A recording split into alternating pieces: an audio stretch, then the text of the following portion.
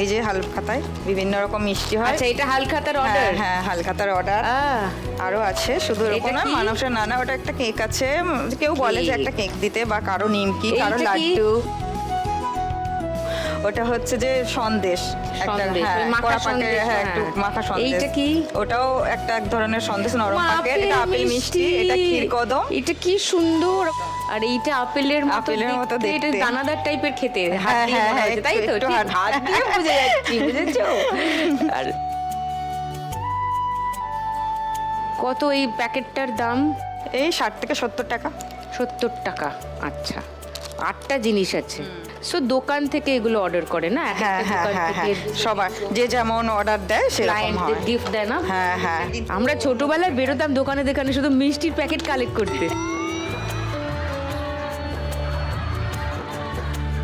ওকে, so তুমি যদি আজকে 1 লাখ টাকা পাও, কি করবে? কিছুটা লক্ষ্মী ব্যাংকে তো দেবই। তুমিও? হ্যাঁ, একদম। আর আমার একটা ওই গরমকালে কি হয় দিদি, মিষ্টিগুলো নষ্ট হয়ে যায়, একটা ওই ফ্রিজ আলমারি দরকার আছে ফ্রিজ আমার। নেই দোকানে? হ্যাঁ আছে তো এসি অবশ্যই, আলমারি, এসি আলমারি, মানে যাতে মিষ্টিগুলো ভালো থাকে আর কি। এসি এসি আলমারি, এখন হ্যাঁ, তো ম্যাম অনেক মানে কোয়ালিটি বালা মিষ্টি হয়, মানে খুব বেশি যেগুলো মিষ্টি খুব চলে গরমে না, থাকে না। এখন খুব লাইট মিষ্টির উপরে, আর ওইগুলো এসি আলমারিতে থাকলে খুব ভালো হয়। ও, ওই আলমারিগুলো প্রায় 2-2.5 লাখ টাকা দাম হয়। এয়ার কন্ডিশন শোকেস যে, হ্যাঁ, হ্যাঁ, air ও তুমি conditioner। শোকেসেই রাখবে, কিন্তু সেটা এয়ার ভালো থাকে, কন্ডিশন। হ্যাঁ, air conditioner। তাহলে মিষ্টিগুলো অনেক দিন ভালো থাকবে। তোমার যখন দরকার, তাহলে তুমি লক্ষ্মী ব্যাংকে দিয়ে যাবে কেন বলছো? এই যে দিদি, এখানে তো আমার তো দরকার তো মানুষের আছেই, টাকার দরকার তো প্রত্যেকটা মানুষেরই আছে, কিন্তু তাও এখানে দেখি যে যারা জিততে পারে না তাদেরকে দেখি অন্য এপিসোডে ডেকে এনে দিদিদের হাতে কিছুটা অর্থ হলেও তুলে দেওয়া হয়। তো সেটা দেখে আমার ইচ্ছে হলো যে আমিও এর একটা পার্ট হতে চাই, ছোট্ট হলে, খুব ছোট হলেও এর একটা পার্ট হতে চাই। এটা দেখেই মানে এটা আমার ইচ্ছে বলতে পারো দিদি। So nice, thank you Sharmila. এসো ফার্স্ট রাউন্ডটা খেলি, এসো।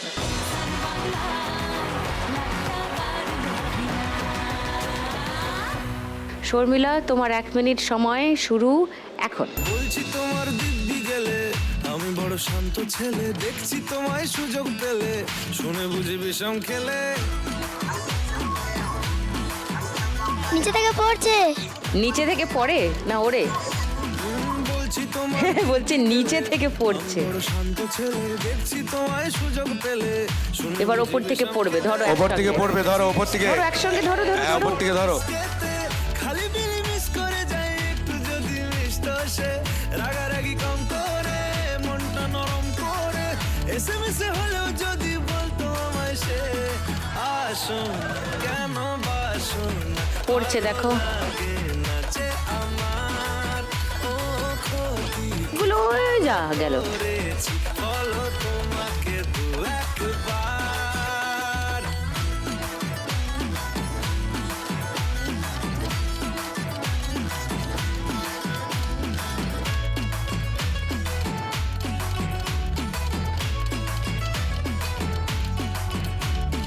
ধরতে থাকো।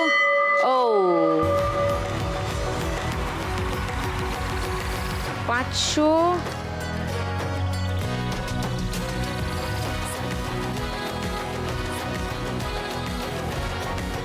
60, 70, 3870 শর্মিলা স্কোর। বাহ, তোমার বর কি খুশি দেখো। এই যে অভিজিৎ বললেন না আপনার নাম, আপনি বলেছিলেন যে মেয়েরা মিষ্টি তৈরি করতে পারে না। হ্যাঁ, প্রথমটা বলি এইভাবে তো হবে না, আর মেয়েরা এইসব কাজ আমি কোনোদিনও দেখিনি। এখন মনে হয় যে হ্যাঁ মেয়েরা পারে। অবশ্যই। হ্যাঁ, তাহলে আমি নিজের ওই জন্য- মেয়েকেও ওটাই শেখাবেন। আমি ওকে সবসময় ওই জন্য এনকারেজ করি, সবসময় যে হ্যাঁ, যেটা- উনি আমার অনুপ্রেরণা বলতে পারো দিদি, সত্যি বাহ। কথা, আমাকে প্রচুর সাপোর্ট করে। ব্যাস, তো এখনো। মেয়েকে প্রথমটা ওইভাবেই বড় কিন্তু করো। করতে চাইছিল না, কিন্তু তারপরে কিন্তু হ্যাঁ, যেই সেটাই দেখলো তো যে বললাম। আমি এই যে করতে পারছি, মানে এজ ওল্ড একটা ধারণা, বহু বছরের ধারণা যে মেয়ে পারবে না। আজকে 8 বছরের মধ্যে 2খানা দোকান আপনারা চালাচ্ছেন, তো মেয়েকেও ওইভাবেই বড় করুন। হ্যাঁ। ওকে শেখান যে মেয়েরা সব পারে, কোনো কিছু